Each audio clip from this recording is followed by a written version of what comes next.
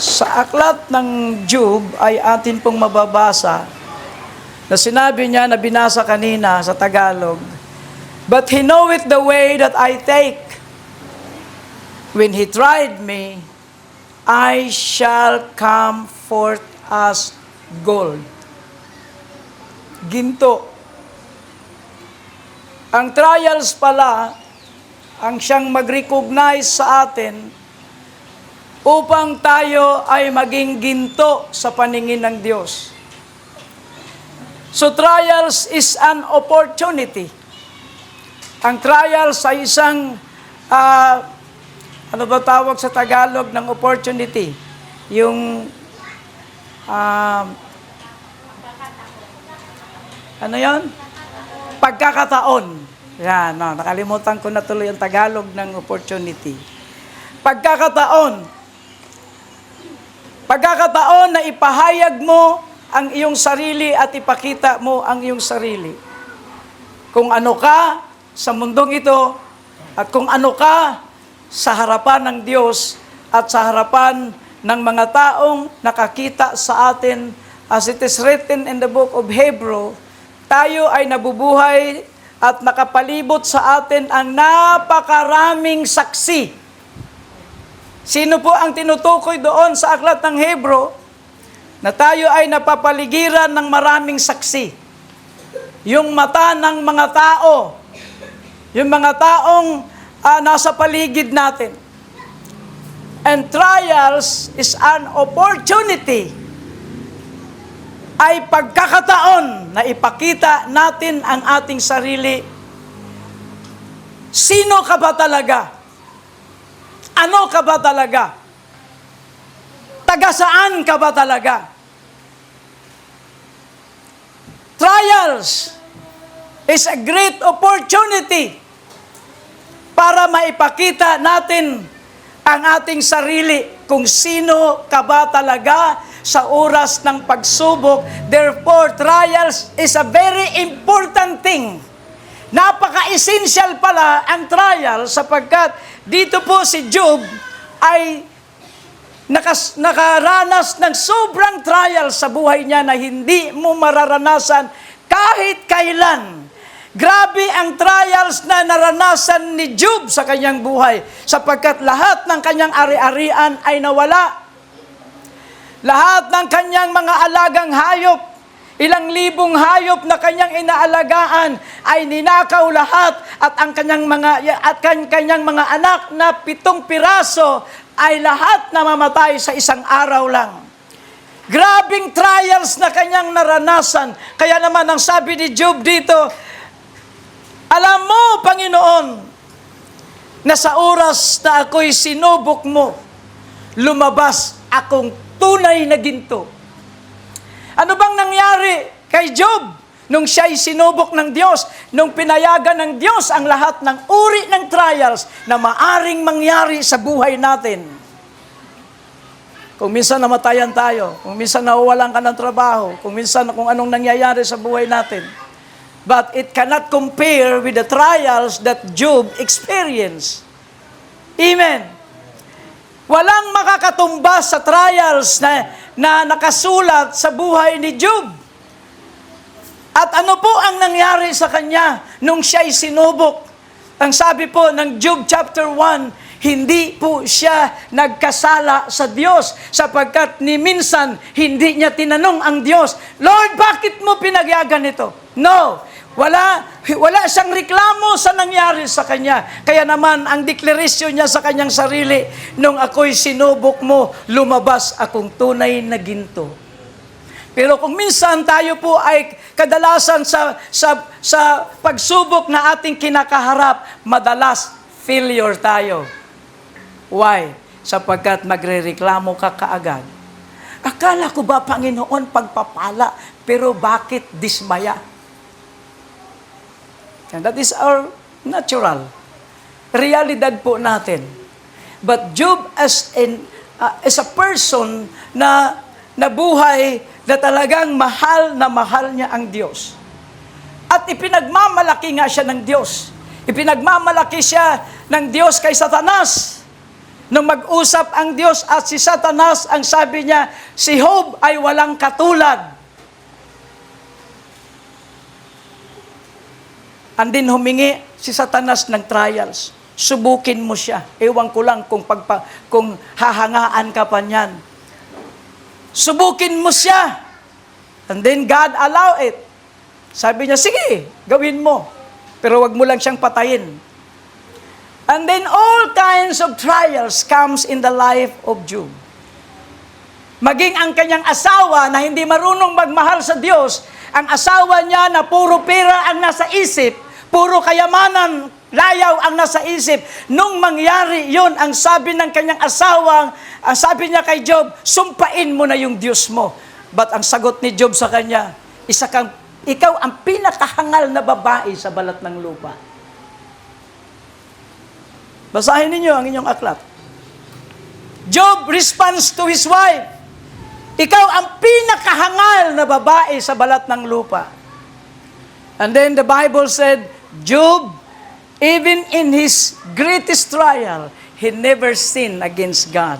Why? Because he said, hubad akong lumabas. The philosophy of Job is this. Look at his philosophy.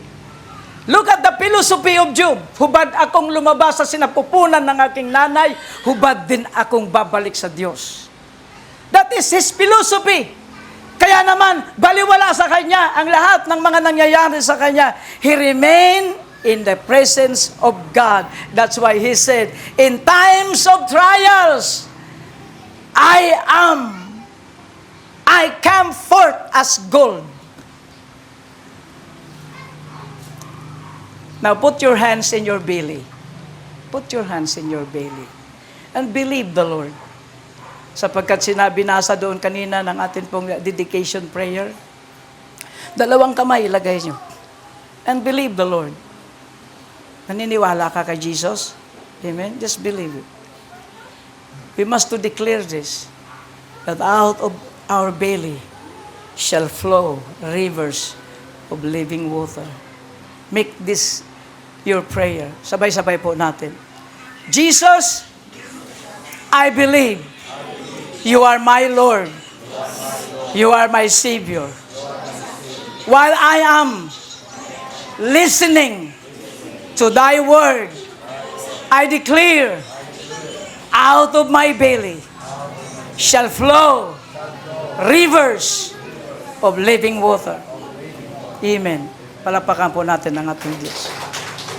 Sapagkat ang magpapadaloy ng tubig ng buhay na nasa inyong sinapupunan ay ang salita ng Diyos. Pabadaluyin niya ito at magbibigay ng kaunawaan sa inyong isipan. Magbibigay ng pangunawa sa inyong mga kaluluwa at ng inyong espiritu. Pauunawa niya sa atin gaano kahalaga pala ang makinig ng salita ng Diyos. When you are not listening to the Word of God, that fountain shall not flow. Diba? Pagka mayroong ilog na makita mo may tubig sa batya, paano po yan mag-o-overflow kung hindi mo buhusan ng tubig? Ang tubig sa isang timba na puno, hindi po yan siya mag-o-overflow kung wala kang ilalagay. There is an overflow.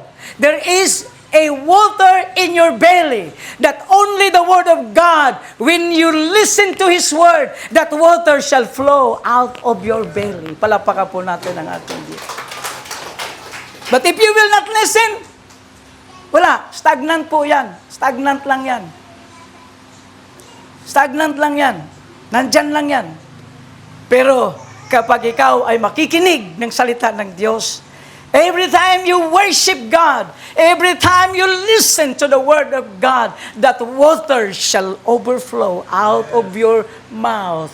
And hallelujah, and you will begin to share the love of the Lord. Palapakan natin ang ating Diyos. So trials is an opportunity. But there are many kinds of trials. Napakaraming uri ng trials. Sa buhay ni Job, lahat ng trials nandoon. Pero sa atin, hindi niya lahat ibubuhos. Kasi alam niya yung nature natin sa ganitong panahon. Wala pong kagaya ni Job. Wala. Kaya naman, isa-isa na sinusubok tayo. Hindi niya ibinubuhos yung trial sa isang tao. Kaya tinawag niya, marami siyang tinawag para magpahintulot man siya ng trials. Hati-hati tayo. Amen? Hati-hati. Yung isa nakaranas ng kawalan, yung isa naman abundant. Yung isa naman nagkaroon ng karamdaman, yung isa naman sakit sa puso ng problema sa tahanan, problema sa relationship, problema sa trabaho, problema sa negosyo. There are many forms of trials. There are heavy trials, mayroong mabigat na pagsubok, mayroong light na trials, mayroong painful trials, mayroong torturing trials. Sino nakaranas ng torturing trials? Yung parang tinutortured ka, hindi ka makatulog, ilang gabi na tinutortured ka. Torturing trials po yun. Mayroong trials na masakit lang pero nakakatulog ka pa rin. Pero mayroong talagang trials na tinutortured ka. Torturing trials. Trials of lack of money. Trials of abundance. Alam nyo, ang abundance trials din yan. Kala nyo, trials, ang abundance ay hindi trials din yan. Kasi maaari kang lumiko dyan, maaari mong kalimutan ng Diyos. Kaya sabi ni Haring Solomon sa kanyang panalangin, Lord, wag mo akong pagyamanin ng husto, baka naman makalimutan kita. Therefore, abundance is also a trials. Amen. Baka pagbinigyan ka ng abundance ng Lord, ang nasa isipan mo, dahil ang abundance ay trials din pala, kung saan ka magpunta, Palawan ngayong linggo na to, sa Cebu sa isang linggo, sa Bohol sa isang linggo, kung saan ka magpunta, lahat ng magagandang resorts ay pupuntahan mo because abundance is also a trials. Amen. Glory to God. There are also trials in joy and happiness. Paano magiging trials ang happiness and joy? Siyempre, sa sobra mong saya, sa sobra mong happy, pati ang prayer mo ay lumiliit. Mas masarap ang happiness kaysa mag-pray. So, joy and happiness is also a trials. So let us, hallelujah, but trials is an opportunity. Hallelujah. There is also trials in love. Sa sobrang pagmamahal mo sa tao, sa sobrang pagmamahal mo sa mundong ito, yan din ay trials. Trials in the family, trials in relationship, trials in business, trials in the land. Kung minsan sa mga pananim, ay sinusubok din ng tao sa pananim. Kung minsan masaganang ani, kung minsan walang ani. Amen. There is also trials in the land. Trials in the company, trials in faithfulness.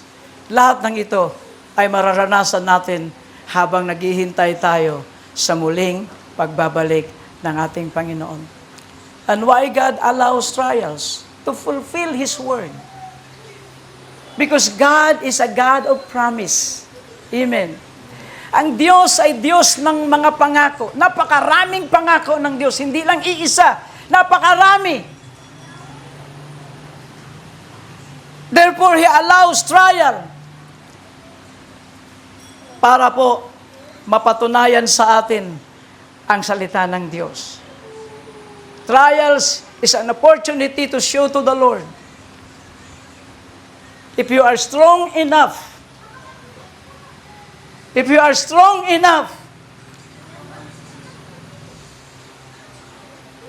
in times of troubles, how strong you are holding the Word of God.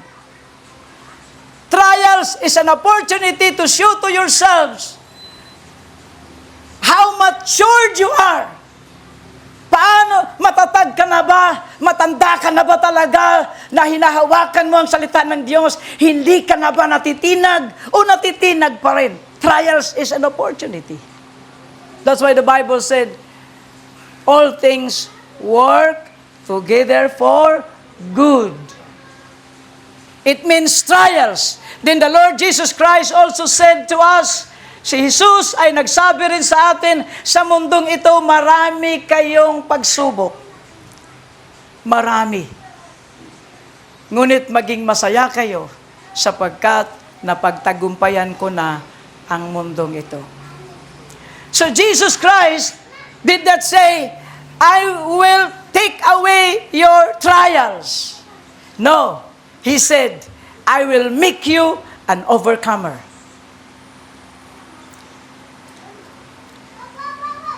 Trials is an opportunity to show to yourselves, to endure things na inaalaw ng Diyos. It is an opportunity to be an endurance child of God, daughter of God, son of God. Makikita mo talaga nga matatag ka na ba talaga? Nandiyan na ba yung endurance mo? Without trials, hindi mo makikita yon. Hindi natin masubok ang ating sarili. So trials is an opportunity. Sabi po natin, trials is an opportunity. Palapakan po natin ang ating Diyos. Secondly, trials is a fruit of our maturity or immaturity. Without trials, yung maturity mo hindi mo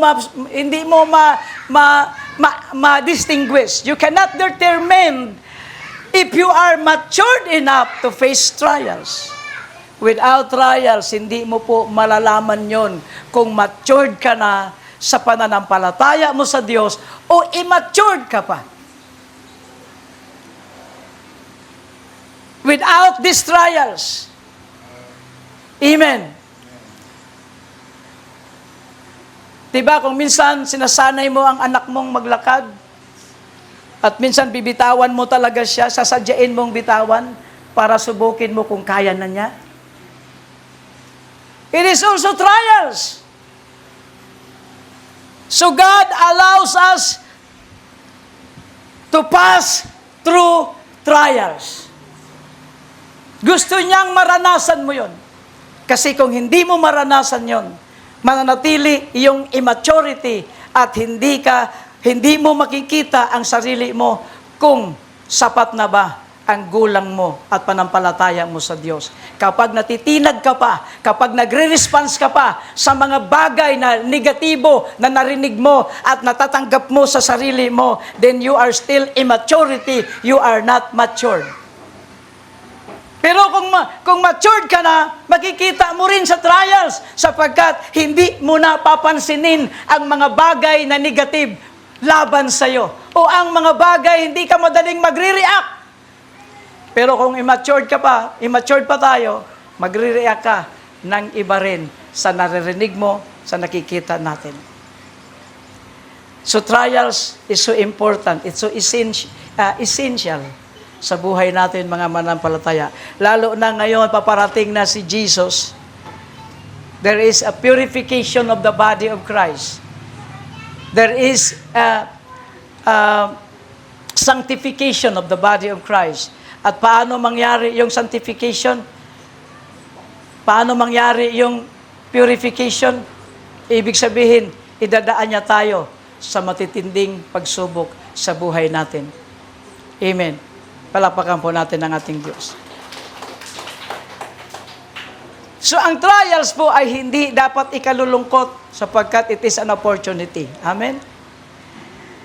Para bang examination sa eskwelahan. Ilang beses mag-examination sa eskwelahan sa loob ng isang taon?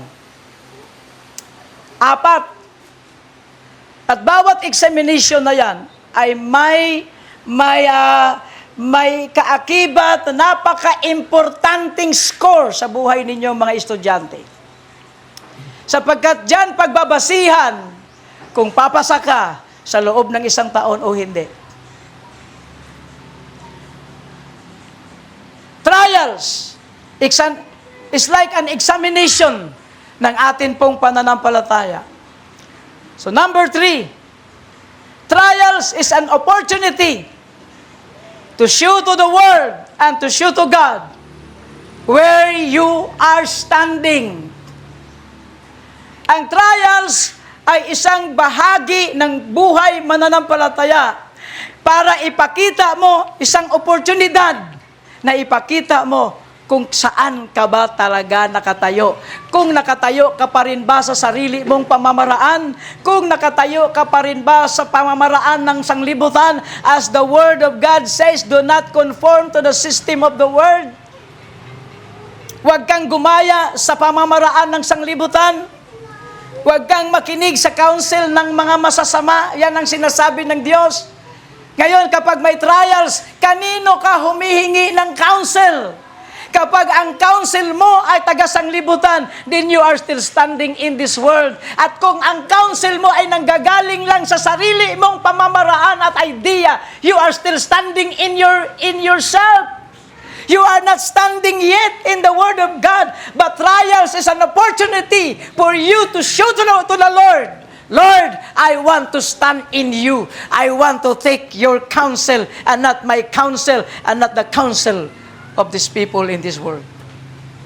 Diba sabi niya sa Proverbs, kahangalan sa tao na humihingi ng counsel sa tao.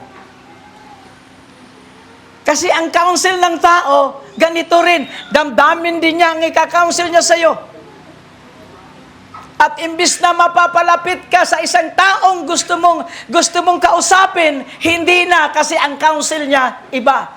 Iba rin yung counsel mo. But the right counsel is the Word of God. Amen? In times of trials, dapat dito ka umuwi palagi sa Diyos at ipapakita mo, Lord, I want your counsel. Palapakan po natin ang ating Diyos. Number 4, trials is an opportunity to witness Christ. Ito isa sa pinakamagandang bahagi sa buhay natin. Nung si Job ay nakaranas ng trials, ipinakita talaga niya, makadiyos siya. He is witnessing God is with him. Kaya sabi niya, hubad akong isinilang, hubad din akong uuwi sa Diyos. What a wonderful testimony. He is witnessing na walang-wala naman pala talaga siya. He has nothing. When he come into this world, Job testify and witnessing that when I come into this world, I have nothing. And I have nothing when I will go home to my God. It is a wonderful witnessing God. Sa totoo naman po yun, di ba? Totoo naman yun. Meron bang batang lumabas may damit? Wala. Meron bang baby na lumabas na may ngipin na? Wala. Ewan ko lang kung may himalang ganun, paglabas, ngiti ka agad, kompleto ang ngipin. No, ano lang yun, sa pelikula lang nangyari yun. No. Tapos paglabas, may bigote na, brother, yan, Walang ganon. Hubad, walang damit. Job, in times of his trials, he witnessed God. Ganon din dapat sa atin, mga minamahal, sa tuwing tayo ay masusubok, dapat ang makikita sa atin, si Kristo. Look at the trials of Joseph. Sila po yung mga dakilang halimbawa natin sa trials na ito. Siyempre, una si Job. Kasi kay Job tayo kumuha ng ating pong salita ng Diyos ngayon. And then Joseph. Si Joseph, itinakwil ng kanyang mga kapatid. Kahit gumawa siya ng mabuti, nagdala siya ng pagkain ng kanyang mga kapatid, itinatakwil pa rin siya. Pinag-isipan pa rin siya ng masama. Kahit gagawa siya ng mabuti, Pinag-iisipan pa rin siya ng masama. Itinapon siya sa balon na walang tubig. At pagkatapos, hindi pa kontento ang trial sa kanya. Gawin na lang nating trials, Salitang trials, kasi mga kapatid, papangalanan pa natin yung mga kapatid niya, 11 po yun. Pagkatapos siyang inilagay doon sa balon na walang tubig, iniaahon siya ng trials at ibininta sa mga alien, mga strangers. Ibininta siya. At nung siya'y maibinta na, pagdating sa isang bansa, ibininta uli. But Joseph still standing in the Lord. He never speak evil against them. At si Joseph ay naging alipin, ginawang alipin ni Potiphar. At sa kanyang pagiging alipin, he is standing with a good testimony that he is a godly man.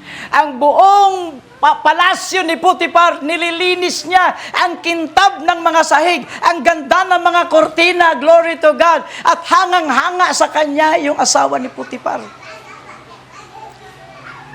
Kasi maliban na gwapo siya, ang kisig-kisig niya, matipuno siya kasi puro trabaho ang inaatupag niya habang hinihintay niya yung magaganap na pangako ng Diyos sapagkat may nakita siyang pangako ng Diyos.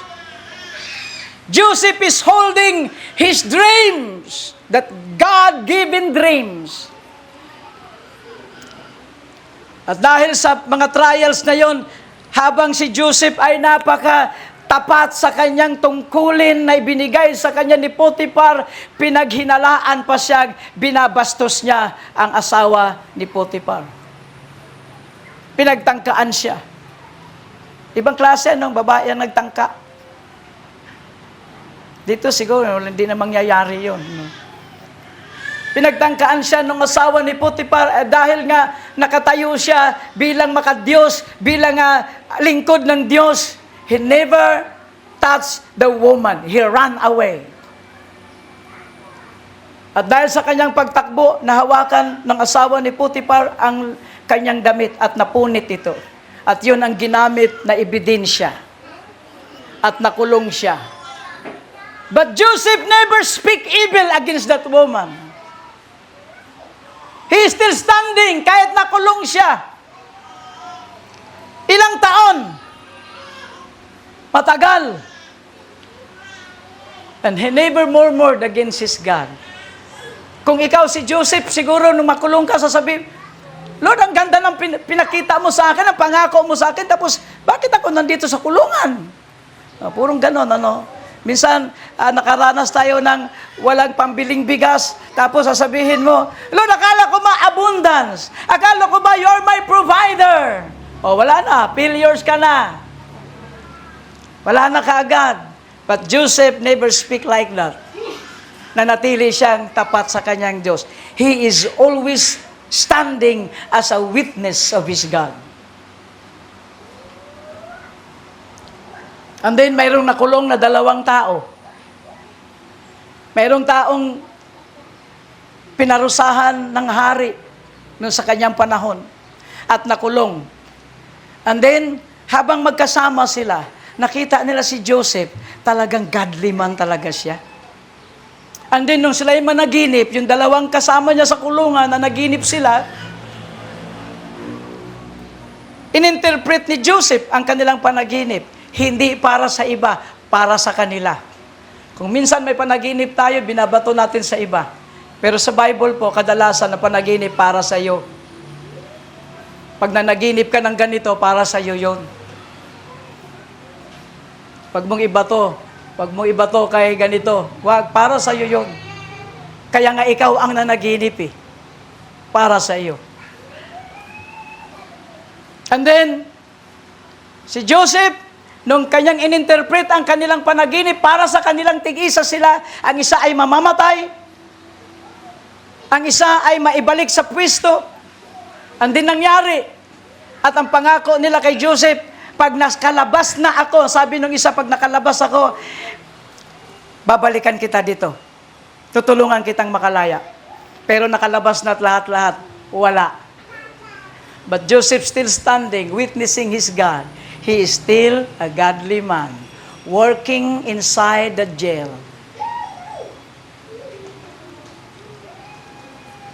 Hallelujah. Palapakan po natin ang ating Diyos. Ulitin po natin, trials is an opportunity. Glory to God. Hallelujah. So makikita po natin, mga minamahal, na ang trials pala ay isang oportunidad sa atin. Ipinakita ni Joseph kung gaano siya ka-godly, kung gaano siya katapat sa Diyos. Kung minsan sa atin, kunting trials lang, wala na, tumba na agad. Amen. Tangay na kaagad sa trials. Hallelujah. Now, marami po sa Bible na sinubok, subalit hindi po talaga natinag. Even Joshua, even David. Si David na natangay isang bises. Pero bumalik pa rin siya sa Diyos. Glory to God. Because he is always a man of God. He never forget na kahit si David ay nagkamali kung minsan, ang nananaig pa rin sa kanya, he is a man of God. Kaya yung trials niya, na-overcome niya, kaya naman doon lumabas ang salitang, you are an overcomer. Na-overcome ni David ang kanya pong, ang consequence ng kanya pong trials. Hallelujah, glory to God. And then, the last example is Jesus. The greatest example of all. Greater than Solomon. When Jesus Christ came into this world, He said, ang karunungan ni Solomon ay walang kapantay. Na kahit ang reyna ng kanluran ay dumating sa kanya upang makinig sa kanyang karunungan. But greater than Solomon is here. Jesus is greater than Solomon.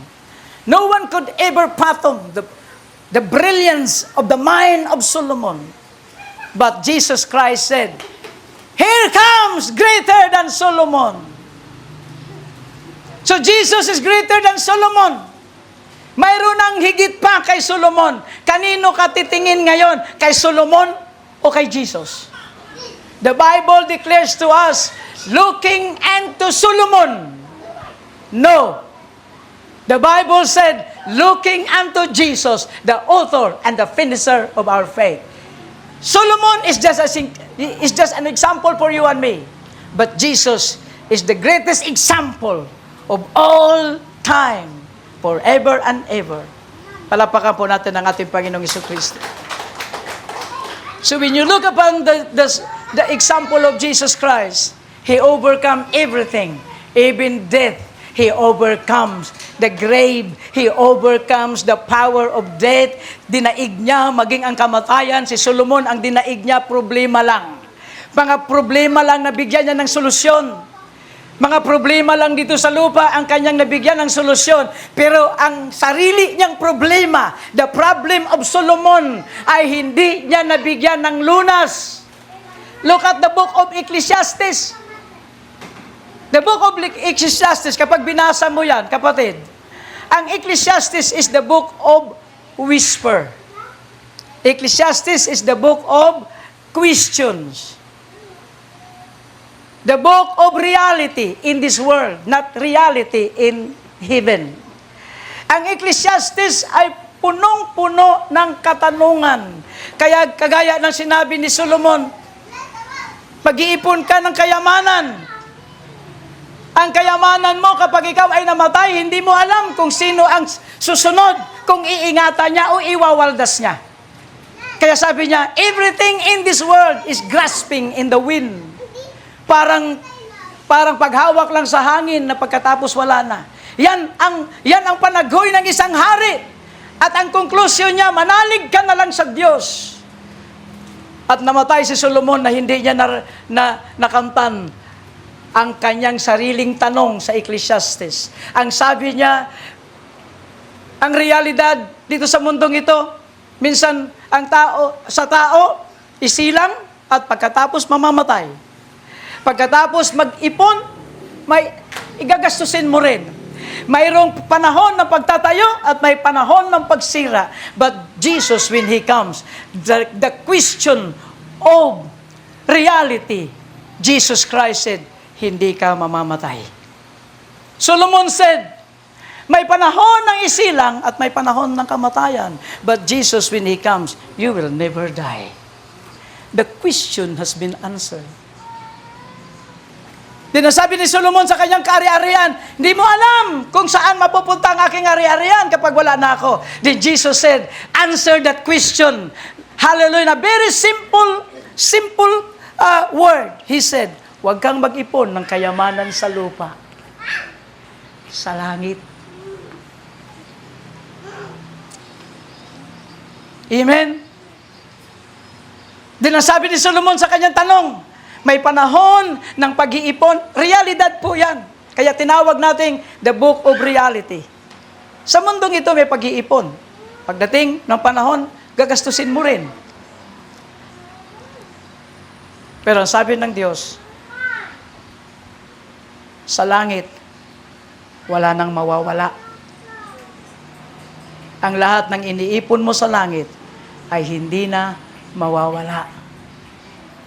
It is for forever and everlasting. Ang sabi ni Solomon, may panahon ng pag-iisa at may panahon ng separation. Jesus Christ said, I have come to bring unity. Kay Solomon is reality, realidad ng separation. Pero pagdating ni Jesus, ang sabi niya, tandaan ninyo sa simula pa, ang sino mang pinag-isa ng Diyos ay hindi mapaghiwalay nino man. And then nasabi niya doon sa aklat ng John chapter 17, Father, my prayer is this, na sila ay maging isa. No separation has been allowed by Jesus Christ. Lalo na sa spiritual, because Jesus Christ said, my word are spirit and these are life. Sa realidad, maaaring magkakahiwalay ang mga tao. But sa spiritual, hindi dapat. Kung ano man ang iyong mararanasan, stay witnessing Christ. And the witness, if you are witnessing Christ, you will stay in this word. Love your enemy as yourself. Amen! Palapakan po natin ang ating Diyos. Therefore, trials is an opportunity to witness Christ. Chapter 1 ng Acts verse 8, witnessing Christ. Last 2. Trials is an opportunity to establish a good and a strong testimony. Hallelujah! Kung walang trials, wala kang testimony. Kung walang pagsubok na inaalaw ang Diyos, wala kang magandang testimonya. Naalala mo nung ang kasaysayan ng Paras, ng church na ito ng Paras, nung binasa ni Sister Ilma nung last year, napaiyak sa kanyang pagbabasa sapagkat punong-puno ng trials at ang trials na yon ay nagiging magandang testimonya ng iglesia na ito. Without trials, wala kang magandang testimonya. Di ba pag nagkwento ka, di ba ang mga palabas, may mga eksena na malungkot, may mga eksena na magulo, tapos ang ending ang ganda. Di ba? No? Nakikita niyo mga palabas? Wala pong ganda ang isang palabas kung walang luha na daraanan. At pagkatapos niya ng ending, ang saya-saya. No? Sa simula, may lungkot. Sa gitna, may medyo happiness. At pagkatapos, mayroon namang trouble. Magkakagulo-gulo ang isang pamilya o ano man yung drama man yon o digmaan man. Pero ang ending palagi, ang ganda-ganda. Palapakan po natin ang ating Diyos.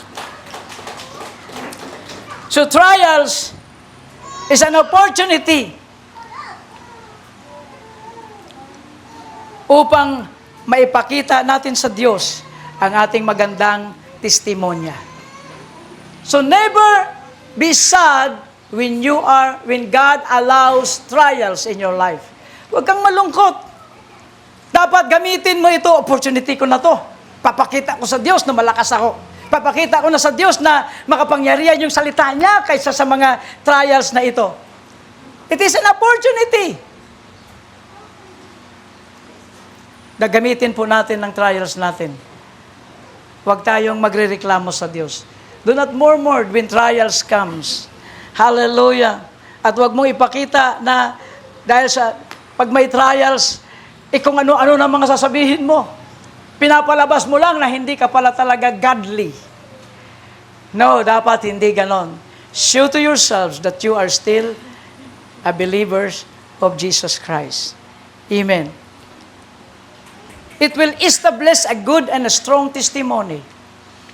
Kaya kapag binasa mo yung kasaysayan ni Job, ang ganda ng testimony. Glory to God.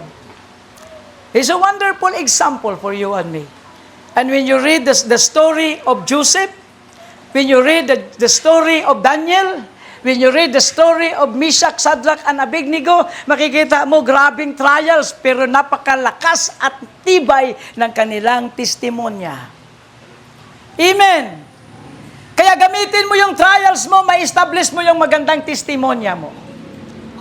Sasabihin mo, nung ako'y naglilingkod pa lang sa Diyos ng mga bago-baguhan pa lang ako, madalas akong masaktan.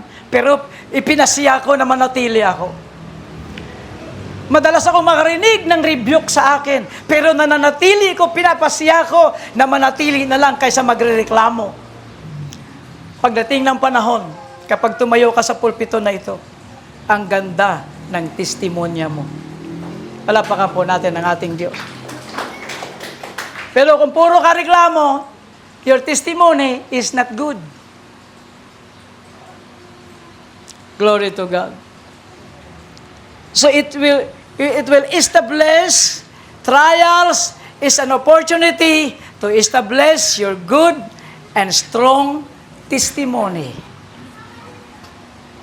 Last one. Tama ba yung relo na yan o hindi? Tama? Hindi. Okay. Alas 11. Tama, alas 11 na? Okay. Dalawa na lang. Last one. Trials is an opportunity to see, para maipakita mo, to show to the world and to show to God that the agape love is really rested in your soul, in your spirit, and in your heart. Trials is an opportunity para ipakita mo na talagang nariyan yung agape love. Hindi lang love, agape. Agape love na mula sa Diyos. Kasi pag love lang, hindi yan galing sa Diyos. Agape love.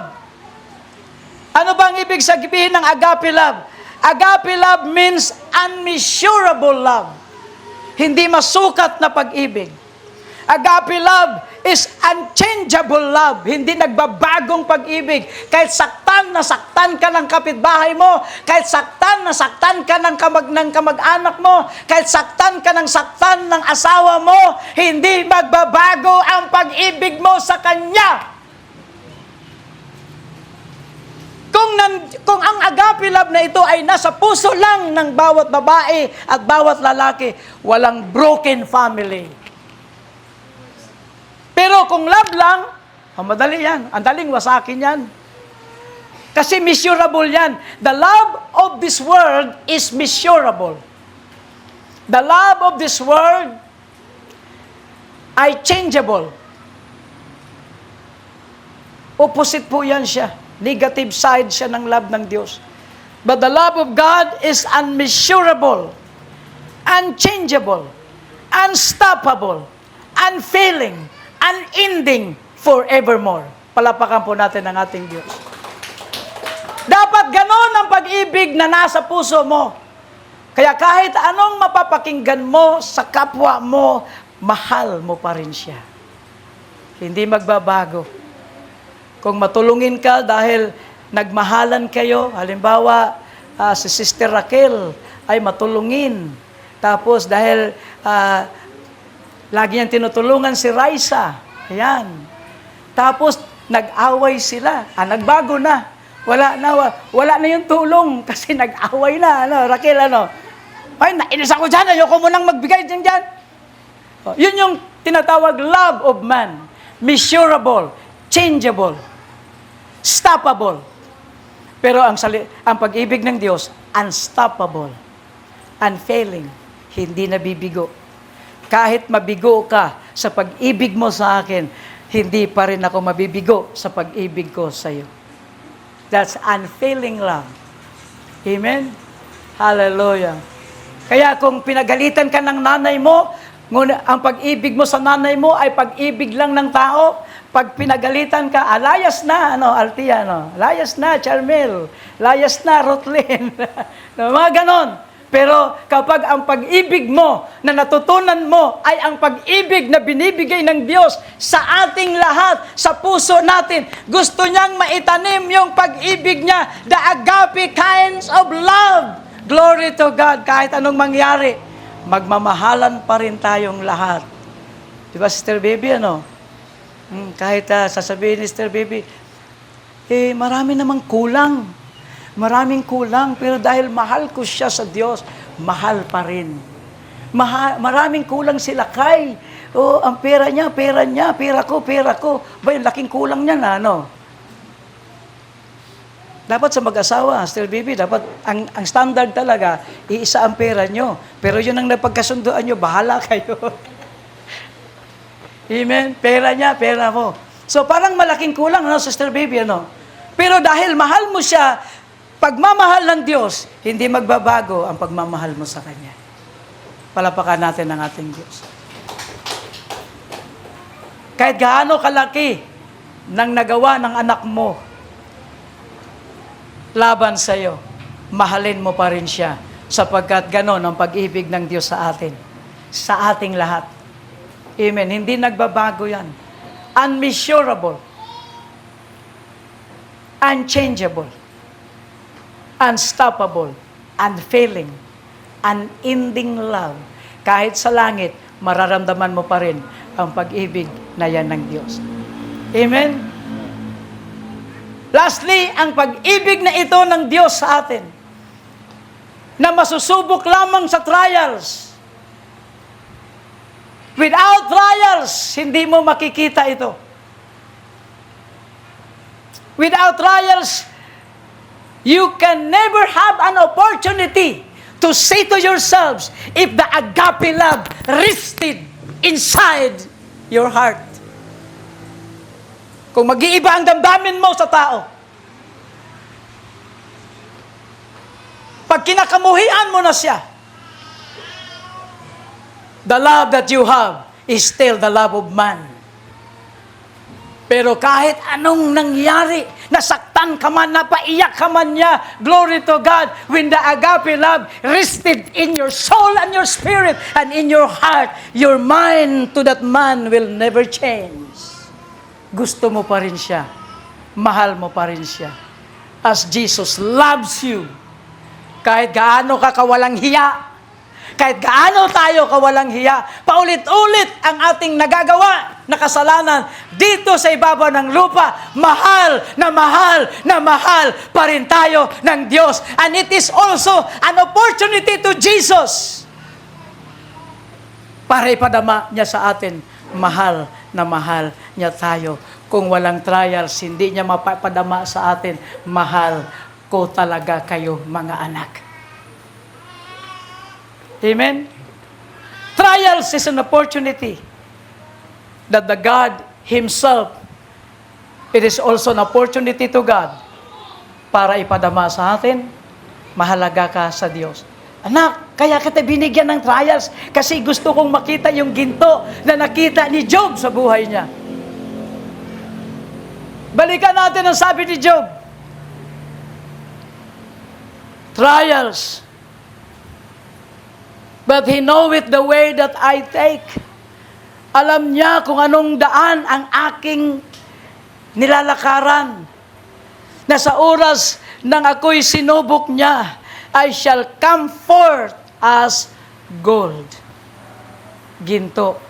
Hindi dayami, hindi silver, hindi diamond, hindi tanso, gold. Kasi walang nilagay na diamond ang Diyos sa kanyang kaharian.